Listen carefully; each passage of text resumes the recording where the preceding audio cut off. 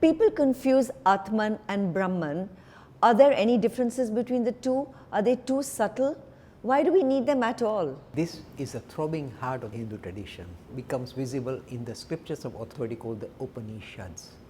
Upanishads literally mean, come near me, I will destroy the delusion you have regarding nature of reality. This is the foundation of Upanishad.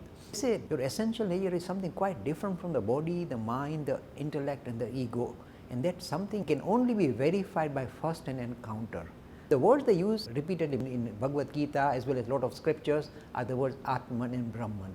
Atman is saying that your essential nature is the spirit. What is Brahman?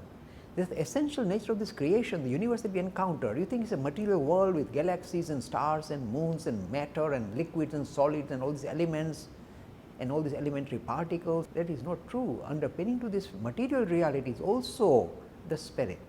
It's called Brahman. The word Brahman is derived from the root Braha, a cosmic principle, not a personality, no Brahma with 4 heads. 3 words define what is Brahman and what is Atman.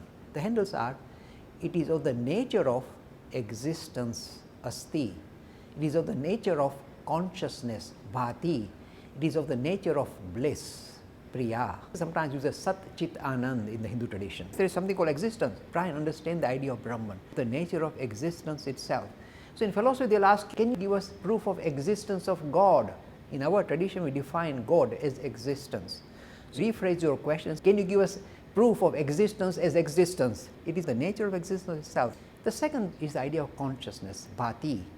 The best brain scientists, brain surgeons, neuroscientists have not been able to give any handle on consciousness. This is the serious problem for modern life sciences and neuroscience. Which slice of the brain produces it? What is it all about that gives us access to reality? They don't know what they are dealing with.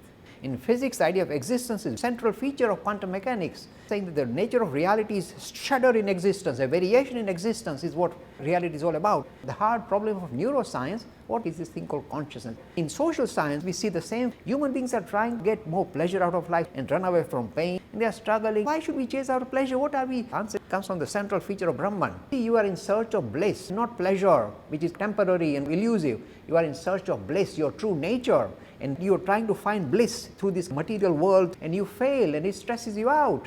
So both in social sciences, the idea of what is this pleasure principle that we focus on. In material sciences, physical science, what is this thing called quantum and what is the central feature? In life sciences, what is this thing called consciousness? Hinduism says we give the answer, underpinning to this reality, making its appearance as existence, consciousness, bliss. Principle-oriented Hinduism, it sits extremely well with the ideas of modern physical sciences, the neurosciences and the social sciences.